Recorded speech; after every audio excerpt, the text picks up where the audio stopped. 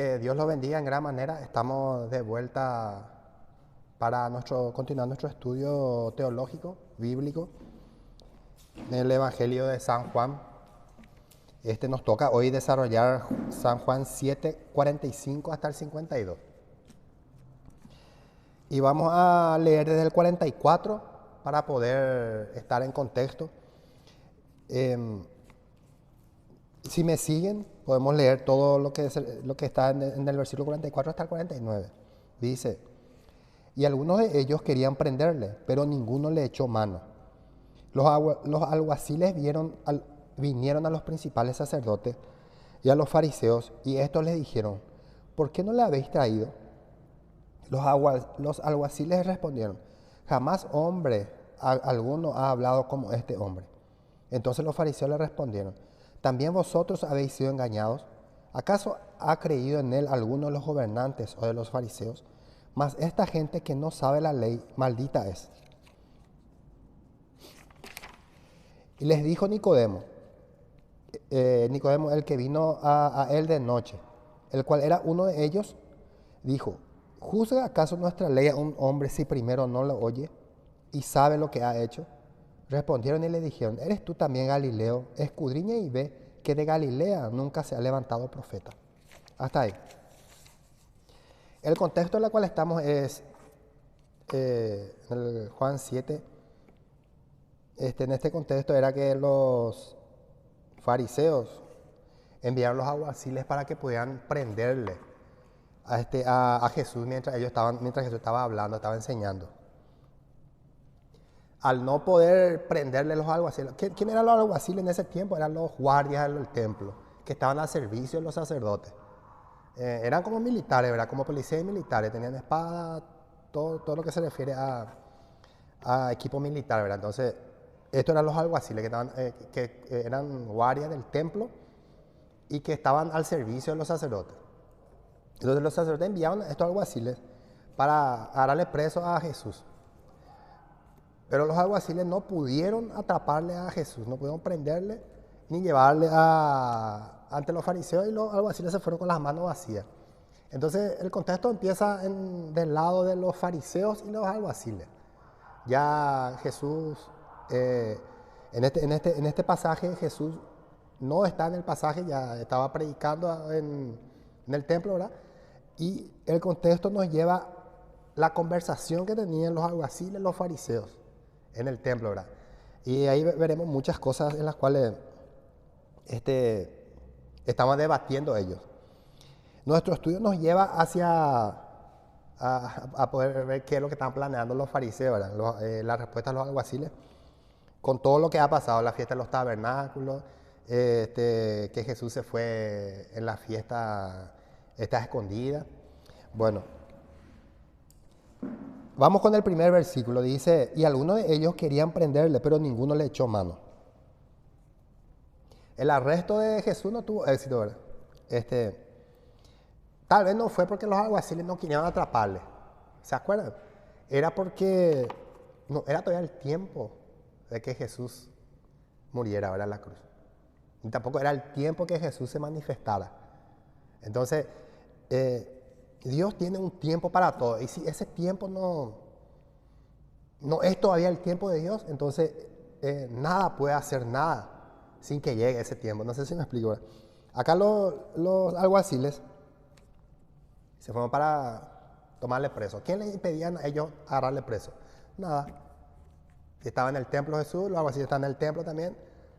Y Jesús no tenía guardia, estaba, ¿verdad?, ahí con sus discípulos, ¿verdad? Entonces, el tiempo de Dios, como dice en una parte de la Escritura, es perfecto. Para Jesús había un tiempo que debía cumplirse, un proceso que debía cumplirse en un tiempo determinado, que fue planeado por Dios. Entonces, los que le querían apresar se fueron y dijeron: no, ¿cómo vamos a apresarle a si cómo predicas, cómo hablas, cómo nosotros vamos a llevarle preso si todos los milagros que hace, ¿verdad? Tal vez fue por eso que no la apresaron los alguaciles. Pero ¿qué pasa? Los alguaciles tenían que llevar una respuesta, ¿verdad?, a los sacerdotes que les enviaban, a los fariseos, de por qué no le llevaban preso. Pero ese tiempo de Dios, como dice la palabra, el tiempo de Dios es perfecto, yo creo que sucede en cada una de nuestras vidas, ¿verdad? Dios tiene un tiempo para todos nosotros, o todo el tiempo para todos nosotros. Cada tiempo debe ser un tiempo para algo. Por eso muchas veces cuando nosotros tomamos decisiones equivocadas, por decir así, o sin consultarle a Dios y sin poder entender los tiempos de Dios para esa decisión que yo estoy tomando, entonces esa decisión trae consecuencias. Si ese tiempo que yo tomé sin el consentimiento de Dios, obviamente que la consecuencia de esas acciones que yo haga va a ser negativa, porque no era el tiempo que Dios dispuso para que yo haga tal situación, o que hagamos tal situación, o para que decidamos algo. ¿Eso qué quiere decir? De que nosotros como cristianos no debemos apurarnos a tomar decisiones a la ligera o a lo rápido, ¿verdad? No, yo ya voy a hacer esto, no, ya quiero hacer esto, no, este es mi tiempo, voy a brillar. Voy a hacer esto y voy a hacer esto, pero si no le tomamos en cuenta a Dios esas actitudes, tal vez ese éxito que tal vez tengamos por esas decisiones que habremos tomado, Dios no nos estará acompañando en ese proceso. Podemos ver en los grandes personajes, ¿verdad? Que solemos ver los actores famosos, cantantes, que son ídolos, ¿verdad? Llegan al éxito, tal vez a tiempo o fuera de tiempo, pero ¿qué pasa? Llegaron al éxito sin Dios. ¿Y qué pasó con ellos? Y tenemos ejemplos, ¿verdad? Que se reían solamente para la cámara, pero adentro, en sus vidas, estaban tristes, desesperados, angustiados, y muchos llegaron a quitarse la vida y muchos cayeron en las drogas. ¿Por qué? Porque esas personas no entendieron el tiempo de Dios que tenía para ellos. Nosotros los cristianos debemos entender y debemos saber que Dios tiene un tiempo para cada cosa para nuestras vidas. Y no debemos adelantarnos a ese tiempo. Jesús tenía un tiempo para que Él pudiera ser apresado, golpeado, castigado y crucificado. Pero en este punto, en este contexto, aún no era su tiempo. Entonces, ¿qué pasó? Ni los alguaciles que se fueron a agarrarle preso por el más odio que le estaban teniendo, no pudieron agarrarle preso. ¿Por qué? Porque simplemente no era el tiempo de hacer eso, ¿verdad? Entonces, yo creo que también nosotros debemos aprender de esto, también de que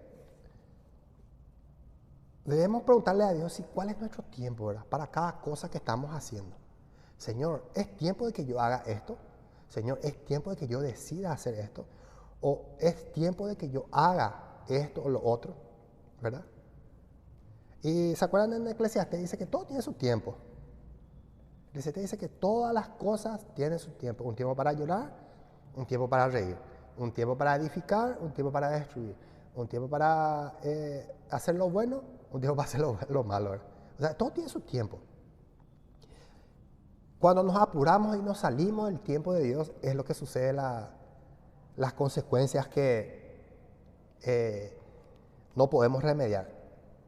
¿Se acuerdan de Abraham y Sara? Ellos no podían tener hijos, ¿verdad?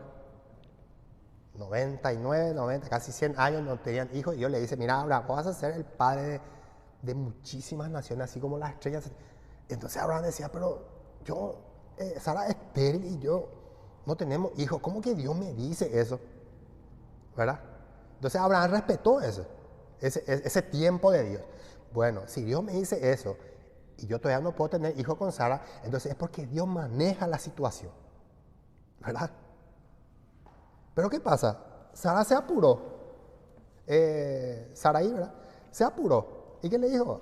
Agarrarle. Le dio a su sirvienta, a lo que le cuidaba a Sara para que pudiera tener hijos. ¿Qué trajo eso? Trajo el nacimiento de Ismael.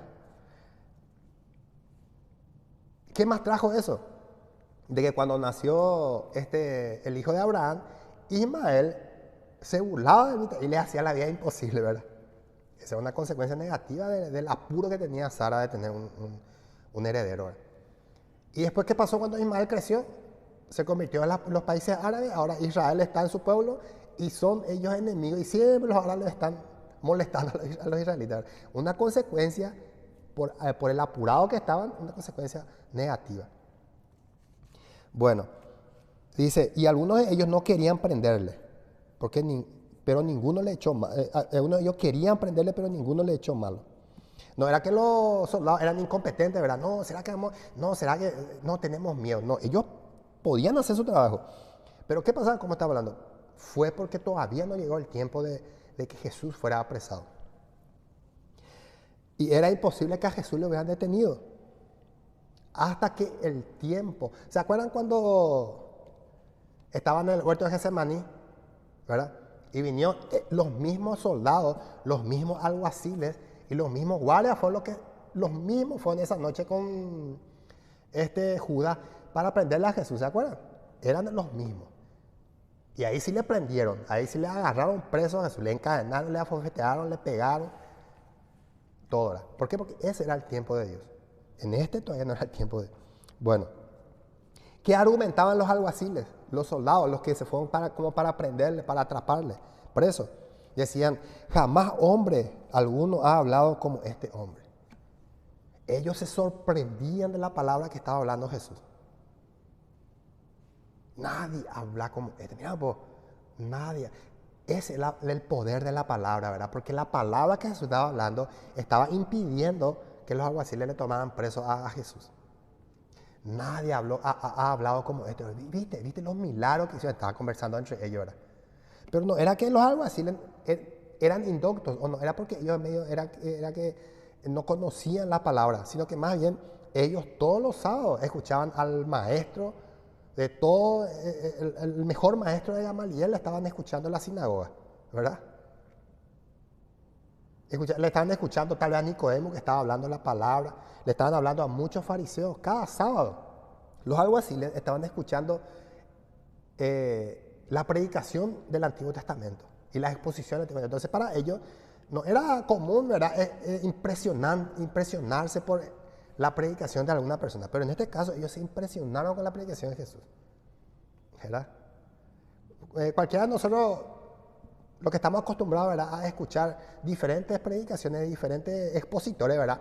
Ya no quedamos exentos ya a quedar, viene un predicador, no le conocemos y empieza a predicar, y por más bueno que sea, ¿verdad?, no nos quedamos impresionados por eso, porque ya tenemos esa experiencia de que le hemos escuchado a varios expositores, ¿verdad? Así le pasaba a los alguaciles. Pero los alguaciles en este caso decían, nadie habló como este hombre. Ellos se estaban dando cuenta de que Jesús no podía ser solo hombre. ¿Se entiende, verdad? Jesús 100% hombre y 100% Dios. Y cuando Jesús hablaba, exponía la palabra de Dios. Entonces los alguaciles decían, no podemos atraparle a este porque nadie... Ya le escuchamos, ya nosotros a Nicodemo, le escuchamos al sacerdote, le escuchamos a predicar, pero este no es como ellos. No son como ellos. Muchos de ellos, como estábamos diciendo, escuchaban a los rabinos enseñar, pero se quedaban impresionados con la enseñanza de Jesús. Eso nos va a entender también de que Jesús nos hablaba las cosas. ¿Qué decía Jesús? Si yo vengo y les hablo las cosas celestiales, dice. Si yo les hablo las cosas terrenales y no las entienden, ¿cómo van a entender las cosas celestiales? O sea que el único que nos habla de lo que está arriba es Jesús, ¿verdad? Nadie subió al cielo, nadie bajó del cielo, solamente Jesús. Él es el único que puede decirnos, así es allá en el cielo. Dios quiere esto y Dios busca esto. Era la palabra de Dios. Entonces, los alguaciles decían, nadie ha hablado como este. Yo a veces pienso y al hacer este estudio, ¿verdad?, decía, ¿cómo quería estar en esa época y escucharle directamente a Jesús? Muchos de nosotros queremos escuchar lo que había hecho Jesús, ¿verdad? Muchos de nosotros queríamos estar ahí, que Jesús estaba, en el momento en el cual Jesús estaba enseñando, y íbamos a decirlo, ¿cómo me va a tocar el corazón, ¿verdad? Pero a pesar de que muchas veces nosotros en este contexto vemos dos grupos. Ahora nos quedamos dos grupos. Un grupo que creía en Jesús en secreto y otro grupo que quería matarle. Ahora nosotros en este contexto estamos viendo lo que sucedía en el grupo de los que le querían matar, los que le querían apresar a Jesús. Ahora, ¿por qué si la predicación de Jesús le impresionó a los alguaciles, por qué los sacerdotes y los fariseos buscaron la manera de matarle? Ellos no se quedaron impresionados por las palabras, ¿acaso? ¿Verdad? De lo que hablaba Jesús. Pero muchas veces las personas en este contexto vimos que los que creían en Jesús y los que no creían no era porque les faltó evidencia de quién era Dios. Los fariseos también vieron los milagros, los fariseos también escucharon predicarle a Jesús. Los gentiles, los judíos, también le escucharon hablar a Jesús. Vieron los milagros, pero ellos creyeron. Y este grupo no creyó. Los fariseos, los sacerdotes no creyeron en Jesús, a pesar de que había tenido la misma experiencia que los otros. Entonces, muchas veces no es la exposición espectacular de la palabra de Dios lo que le convierte a la persona, sino que muchas veces, o en todo caso, es el corazón de la persona. Si este corazón de la persona se vuelve rebelde, por más locutor que seamos, no vamos a poder cambiarle a esa persona. Y esto eran los fariseos y los judíos, los religiosos. Ellos, en su corazón rebelde, rechazaban la palabra de Dios. No es porque les faltó evidencia para creer. Muchos en nuestra época eran, mira, yo no le he visto todavía a Jesús, por eso no puedo creer. No. Yo sí creo en Jesús, en Jesucristo, ¿verdad? Tengo que hacer esto. ¿Sabe qué es lo que está diciendo esa persona? Está teniendo un corazón rebelde a las cosas de Dios. No es porque le faltaron evidencias. Y el que cree con poca evidencia va a creer. ¿Sabe por qué? Porque tiene un corazón dispuesto a creer a Dios. Entonces, vamos a ver qué nos dice el comentario de Tini.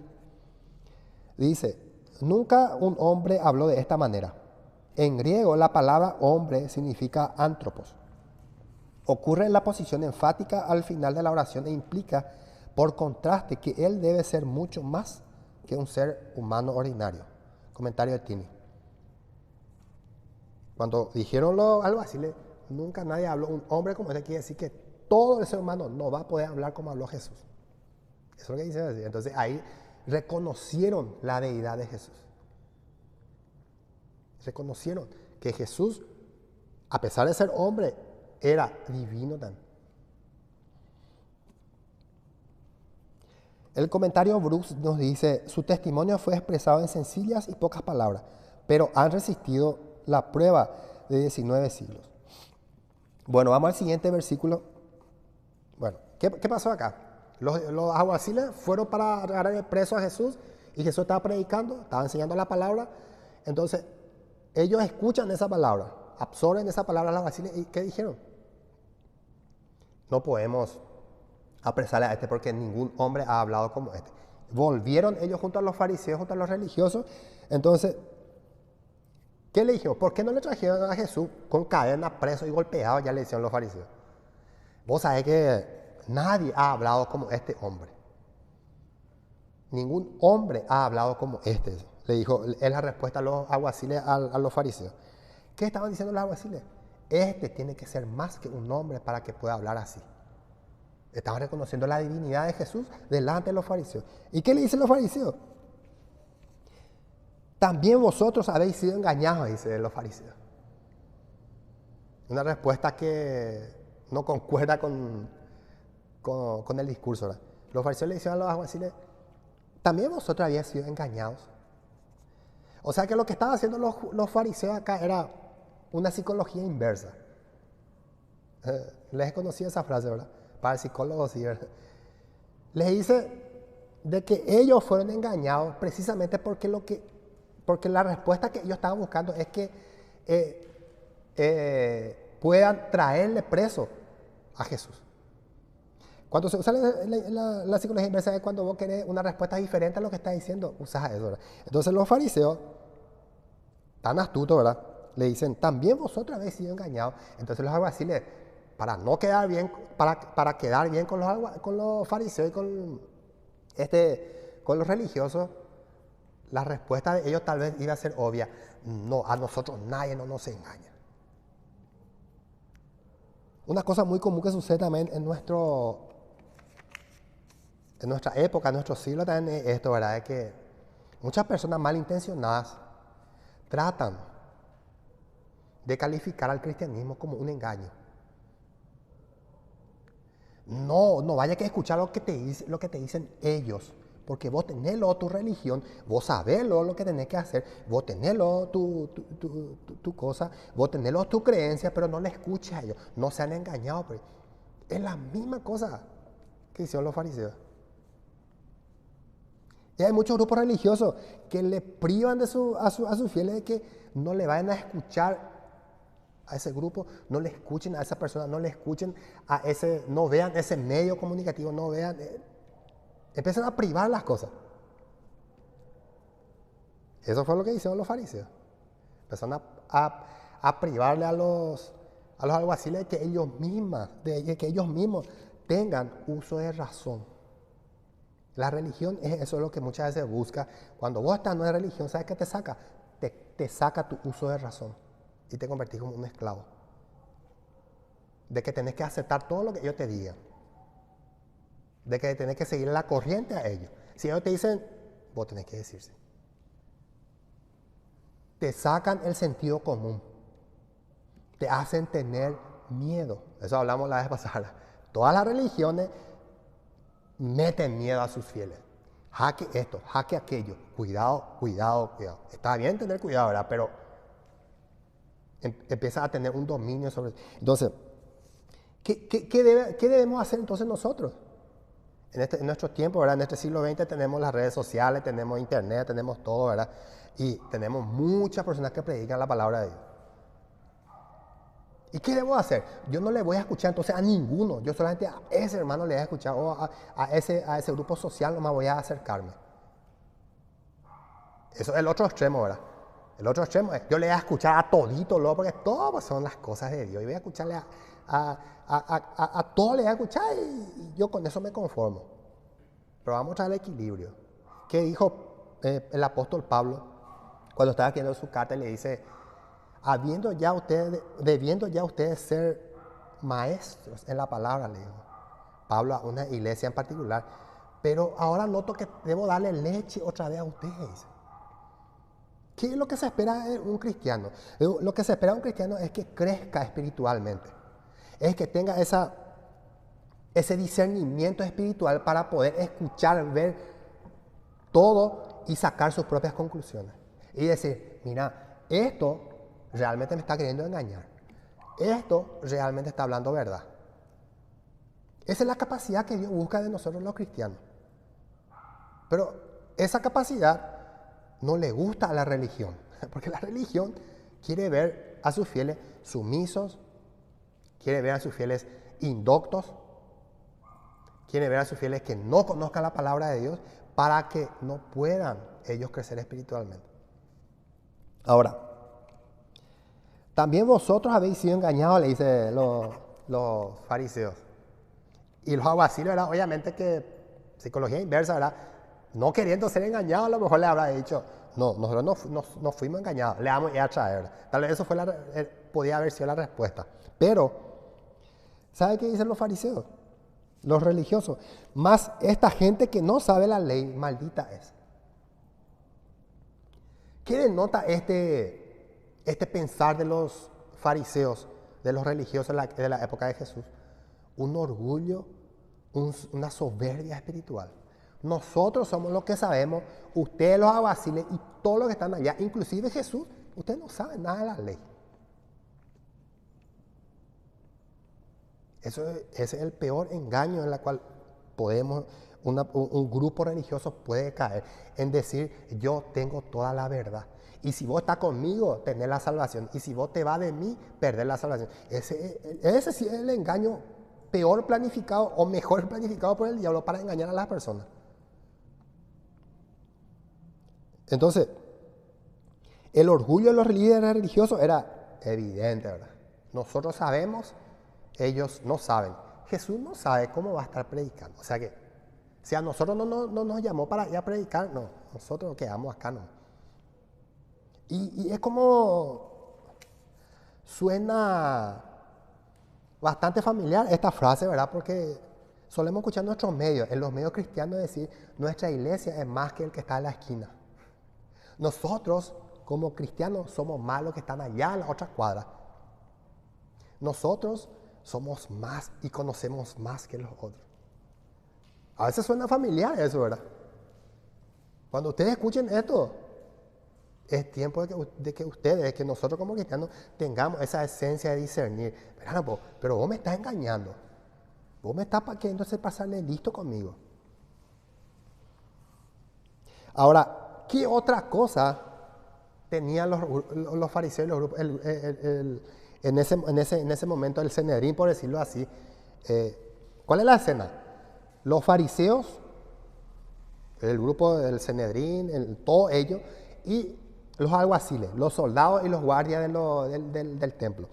Entonces, ¿qué dicen los fariseos?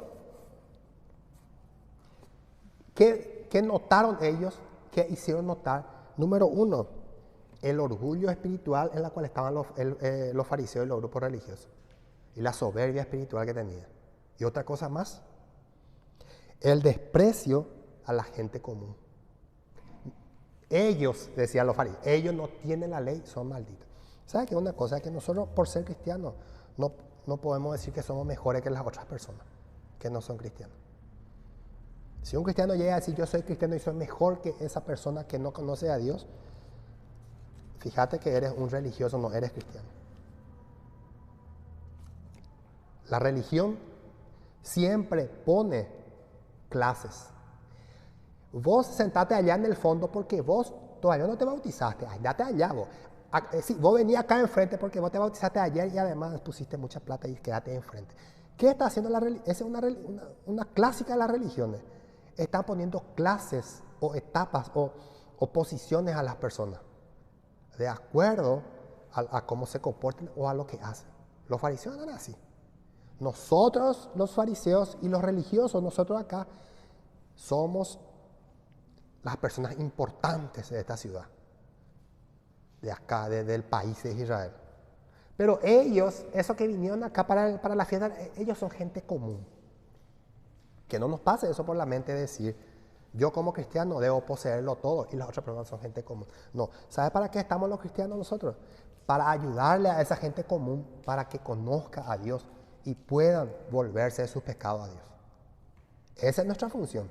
No que nos ensoberzcamos como cristianos y le menospreciemos a las otras personas. Bueno, ¿qué esperaban los fariseos? Ellos esperaban avergonzar e intimidar a los oficiales. En psicología inversa. Empezaron a usar psicología para poder intimidar y avergonzar a los oficiales. Que no arrestaron a Jesús, ¿verdad? Porque no hicieron su trabajo, ¿verdad? Entonces, que no arrestaron a Jesús con la idea de que si la gente inteligente y espiritual no sigue a Jesús, tampoco deberían ustedes. ¿Qué ellos estaban haciendo acá? Más de esta gente que no sabe la ley maldita. Bueno, los fariseos no seguían a Jesús. Los grandes gobernantes, Pilato, Herodes, todos los gobernantes en esa época y todos los que estaban en la clase alta, por decirlo así, gobernando algo o siendo sacerdotes, los grupos religiosos no creían en Jesús. Entonces, ¿qué le estaban diciendo ellos? Nosotros, gente importante, no creemos en Jesús. Solamente la gente común cree en Jesús. Entonces le está haciendo a entender a los oficiales de que ¿acaso alguna persona inteligente cree en Jesús? Está diciendo, ¿verdad? Queriendo persuadirle a los alguaciles para que también ellos dejen de creer. O sea, ¿qué es lo que están haciendo? Están usando psicología inversa para que los alguaciles no crean en Jesús, porque medio que ya están creyendo ya en Jesús, ¿verdad? Ahora, ¿de qué se trata ser inteligente en esta vida? Ser inteligente es, en primer lugar, si nosotros abrimos Salmo, dice, la primera forma de inteligencia al ver de una persona, ¿qué es? Es la búsqueda de un ser superior. ¿Verdad? Dios dice de que una persona, si es inteligente, busca a alguien superior a él. ¿Por qué? Porque dice, mis manos, mi cabeza, pienso, luego existo, luego soy, ¿verdad?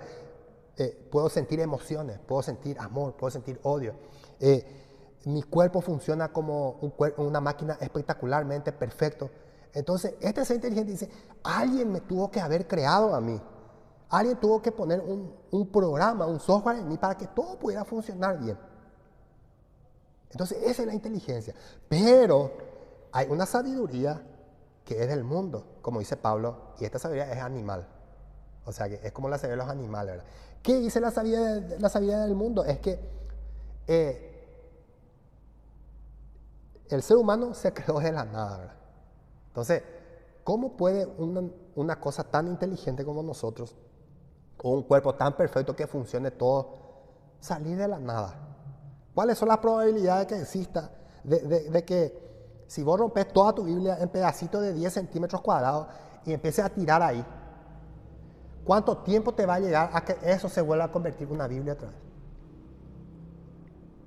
Es una probabilidad muy lejana, ¿verdad? 0, a la menos 10, a la menos 50, ¿verdad? Es imposible. Porque no puede venir un orden del desorden. El desorden viene de un orden, así como hizo Dios. Y así como dicen los evolucionistas, ¿verdad? No, nosotros antes éramos microcelulares, unicelulares. Entonces, los líderes religiosos, los fariseos, ¿qué querían? Querían avergonzarle a los alguaciles, a los oficiales del templo para que no sigan creyendo en Jesús. O sea, que para que no se implemente en ellos la creencia hacia Jesús. ¿Qué es una persona inteligente? Una persona inteligente es que busca a alguien superior y dice, yo no me pude haber creado solo. Alguien tuvo que formar los ladrillos de mis aminoácidos y la cadena que es el ADN para que yo pudiera existir. ¿Verdad? Entonces, pero hay una sabiduría que es del mundo, una inteligencia que es del mundo que te dice de que si vos tenés éxito, sos inteligente. De que si vos llegás a ese puesto o a esa fama o a tener ese poder, vos sos inteligente. Ese es una desinteligencia, por decirlo así. ¿Por qué? Porque el enemigo número uno de la humanidad, que es el diablo, ha puesto a las personas a que puedan decir de que si un hombre es inteligente, es exitoso. De que si un hombre es inteligente, tiene poder. De que si un hombre es inteligente, tiene el más grande puesto hacia arriba del estatus social. Y eso es una mentira del diablo, ¿verdad? Es una mentira porque nosotros, en primer lugar, nadie pudo haberse creado por sí mismo. Nadie pudo haber dicho, yo me voy a crear Héctor y voy a hacer así, voy a hacer así. Yo no pude haber dicho eso. Entonces, no confundamos la inteligencia que proviene de Dios y la inteligencia que proviene del maligno. ¿Se acuerdan de Adolf Hitler, verdad? Adolfo Hitler.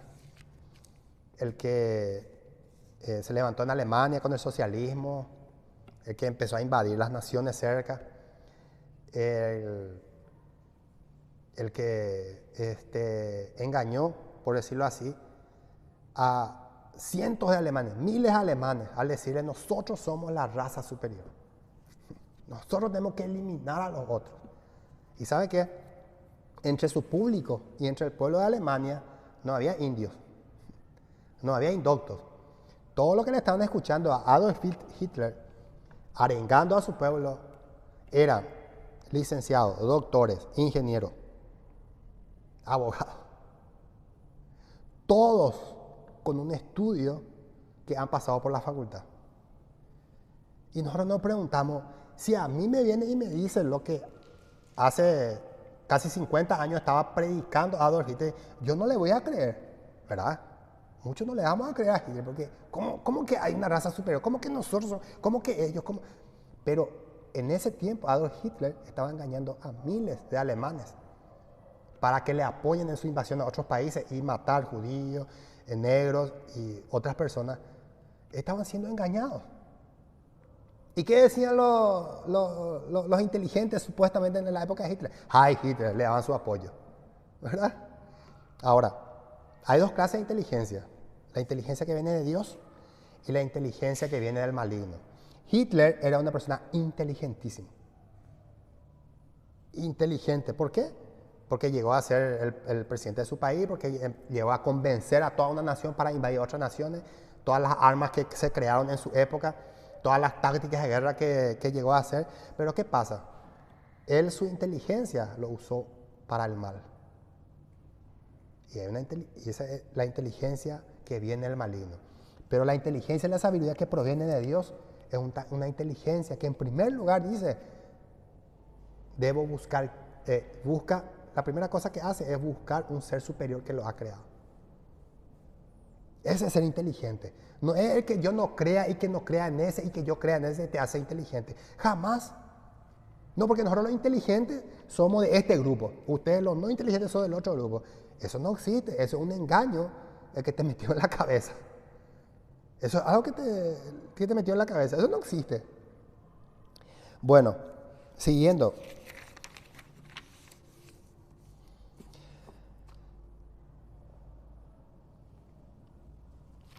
Dice el comentario de Bruce, incluso dice, el rabí liberal Himmler, que era rabí en aquella época, de la generación un poquito antes de Cristo, se sumó a esta actitud cuando dijo, ningún miembro de la gente común es piadoso. ¿Qué quiere decir ser piadoso? Es vivir, conocerle a Dios.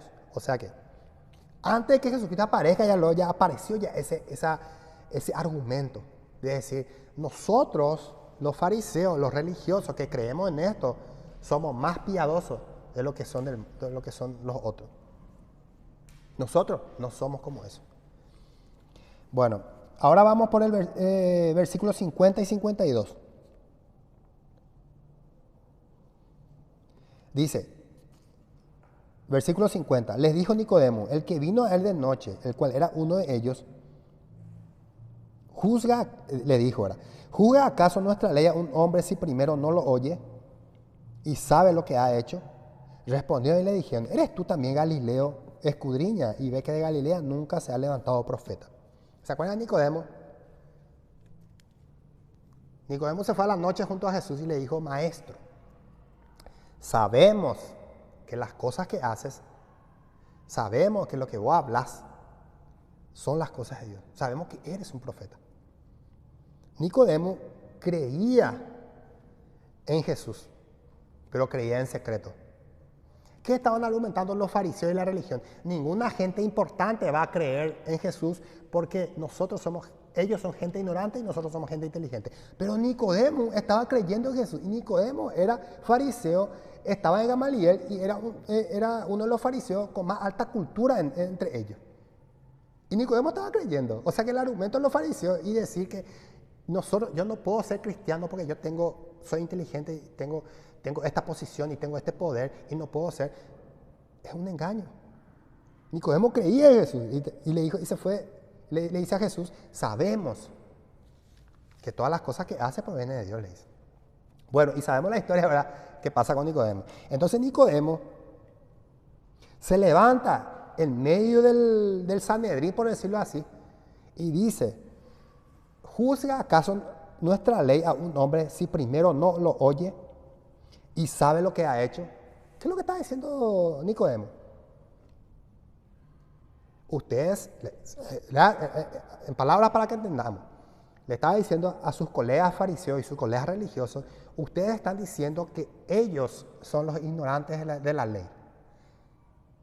Pero lo que yo entiendo, le dice Nicodemo, que nosotros somos los ignorantes a la ley. ¿Por qué? Porque estaban juzgando a una persona sin antes. Primero no le escuchan y no sabe lo que ha hecho. Cuando uno tiene la ley y sabe lo que no tiene que hacer y lo hace, ese tiene que ir doblemente preso, ¿verdad? Pero si alguien no conoce la ley y hace por ignorancia, es porque lo ha hecho en ignorancia, ¿verdad? Pero el que conoce la ley y no cumple la ley, eso es no ser inteligente, ¿verdad? Yo sé lo que tengo que hacer, pero no lo voy a hacer. Eso es ser necio. Y ellos se estaban comportando como, diciendo que eran tan inteligentes, se estaban comportando como necios. Bueno, dice, ¿juzga acaso nuestra ley un hombre si primero no lo oye y sabe lo que ha hecho? ¿Qué es lo que hizo Nicodemo? Se levantó y le dijo, vamos a razonar un poco, le dice al grupo religioso. ¿Sabe que las religiones no razonan? ¿Sabe que los religiosos no quieren que vos razones y que digas, espera un poco, si Dios esto, si Jesús esto, si yo esto? La religión no quiere que vos razones, la religión quiere que vos obedezcas nomás. Y eso no es la actitud de Dios. Dios no quiere que le sigamos ciegamente. Por eso dice Jesús, vengan a mí todos los que están cansados. El que viene a mí, yo no lo echo fuera. A Jesús jamás le obligó a nadie, vos tenés que venir conmigo o si no te vas al infierno. Él no dijo, él invitaba a las personas. Y las personas que tenían un corazón sincero se acercaban a Jesús. Y las personas que tenían un corazón rebelde se alejaban de Jesús. Y Nicodemo intentó razonar con los líderes, con sus colegas religiosos, advirtiéndoles en contra de juzgar a Jesús precipitadamente. ¿Qué ellos estaban haciendo? Estaban juzgando precipitadamente a Jesús. ¿Saben por qué? Por la rebeldía de sus corazones. Muchos hablan más del cristianismo, muchos no quieren conocer a Jesús, muchos rechazan a Jesús. No es porque le faltó evidencia para creer, sino que tiene un corazón rebelde nomás. Porque tiene un corazón rebelde nomás. Y porque no quiere razonar. Entonces, respondieron los colegas y le dijeron a Nicodemo, ¿eres tú también Galileo? Le dice. ¿Qué es lo que estaba recalcando ellos? De que los líderes religiosos que vivían en Jerusalén pensaban y creían que de Galilea, de la zona de Galilea, de la zona de Samaria, de la zona de ahí, no podía levantarse algo bueno. ¿Acaso de Galilea puede venir algo bueno? Le dijeron, ¿verdad? ¿Qué estaban haciendo? Estaban juzgando a cierto grupo, a cierta ciudad, a cierto pueblo de que ellos eran menores que los fariseos y que no iban a alcanzar la sabiduría más que los fariseos. Sabiendo bien que el trabajo de los fariseos, ¿sabe qué era?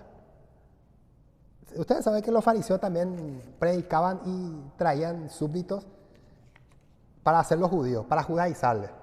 Pero a la zona de Galilea, ellos no condenaban a la zona de Galilea. ¿Sabe por qué? Porque los judíos que estaban en Galilea y alrededores estaban viviendo tan cerca de los gentiles que ellos decían, ellos están contaminados. Por eso les despreciaban. Los líderes religiosos que vivían en Jerusalén y en Judea despreciaban a las personas de Galilea. Y también se burlaban de ellos porque decían de que de ahí no puede aparecer cosas buenas. Entonces, ¿qué le dijeron de vuelta? Escudriña. ¿A quién le está diciendo? A Nicodemo. Nicodemo, escudriñando por la Escritura. Imagínense, ni ellos no creían en la Escritura y le estaban arengando a Nicodemo que lea la Escritura. O sea, escudriña y ve que de Galilea nunca se ha levantado profeta. Es una frase engañosa, ¿verdad? Es como que decir, mira, vos hermano, vos que no leíste en tu Biblia que ahí está tal cosa, ¿verdad? Y el hermano que no quiere decir que no leyó su Biblia, sí, ahí está todo, ¿verdad? Pero es un engaño eso, es un engaño. Entonces, ellos estaban tan equivocados porque ellos decían que de Galilea ni un profeta se ha levantado. Y los fariseos son los que leen la Torá, el Pentateuco, el Antiguo Testamento que nosotros tenemos ahí. Los fariseos eran que leían el Génesis hasta Malaquías.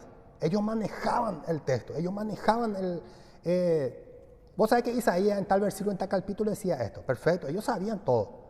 Ellos manejaban él. Pero ellos estaban equivocados en algo. De hecho, ustedes saben que de Galilea, o sea, cerca de Galilea, hay un profeta que se levantó y que está en el Antiguo Testamento y que se llama Jonás. Ahora, ¿cómo los líderes religiosos y los fariseos estaban diciendo de que de Galilea no puede salir profeta? ¿Acaso que ellos no leyeron el libro de Jonás? ¿De dónde era? ¿A dónde fue?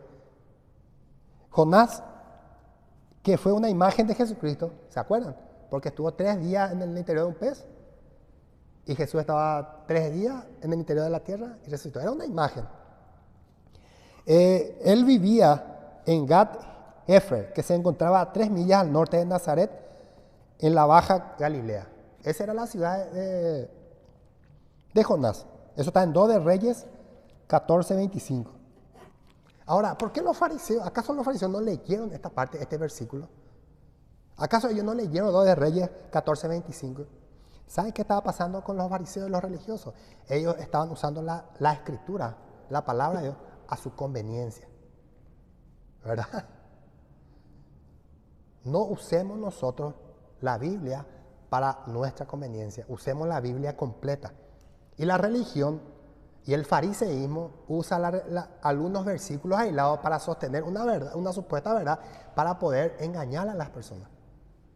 Y así eran los fariseos. Le dice, escudriña y ve que de Galilea nunca se ha levantado profeta. Ellos aseguraban. Pero ¿qué pasa? Si nosotros leemos 2 de Reyes 14:25, sabemos que Jonás se levantó de la ciudad, de un pueblo que se llamaba Gat Efer, que estaba a 3 millas al norte de Nazaret. No se trata solamente de conocer de pe a pa la Biblia, se trata de que interactuemos con un corazón sincero con Dios. Los fariseos sabían todo lo que era el Antiguo Testamento, pero ¿qué pasa? Usaban a su conveniencia. Pero por eso es que la religión quiere que la gente sea ignorante, para que no pueda reclamarle a ellos sus faltas. Cuando vayamos a un estudio bíblico, cuando nos invitan a una iglesia, cuando estamos viendo a alguien predicar en las redes sociales, ¿sabe qué es la primera cosa que tenemos que hacer nosotros? Agarrar nuestras Biblias y comparar que lo que me están diciendo esté conforme a la palabra de Dios. Y si no lo está, como es este caso, digámosle, espera un poco, sí, hubo un profeta, el señor fariseo, espera un poco, ¿puedo interrumpir? Sí, hubo un profeta que se llamaba Jonás, que vivía a 3 millas de Galilea. ¿Usted no leyeron? Está en 2 de Reyes 14:25. ¿Qué te va a decir ese? Acá hay uno que lee. ¿Verdad? Dios quiere que nosotros conozcamos la palabra de Dios para que nadie pueda engañarnos. ¿Se acuerdan cuando Pablo se fue en Berea? ¿Se acuerdan? Pablo estaba en Berea, ¿sí? Estaba predicando a los bereanos. ¿Y qué hacían los de Berea? Agarraban el Antiguo Testamento y decía, Pablo, espera un poco, ¿qué dijiste? La Virgen concebirá un hijo. Espera un poco, acá Isaías, acá está. Sí, continúa nomás. Los bereanos hacían esto. Le estaban controlando a Pablo. Imagínense, a Pablo le estaban controlando que estaba predicando. ¿Y sabe qué dice Pablo? Los bereanos son unos nobles, inteligentísimos son ellos. Y nosotros a veces nos tragamos cualquier cosa, ¿verdad? Y decimos amén y amén, y no sabemos si es cierto o no es cierto. Entonces, para terminar, vemos acá el grupo religioso de los fariseos, los alguaciles, los oficiales, y un pasaje, una película de ellos, ¿verdad? Y vemos que en su deseo los fariseos de rebeldía, en su corazón rebelde, en su deseo de matar a Jesús, ellos empezaron a violar la palabra de Dios, a violar la ley de Dios. Estaban queriendo matarle a Jesús. Ellos que conocían, no matarás, no asesinarás, ellos estaban planeando arrestar a Jesús. ¿Por qué no le trajeron a Jesús para matarle?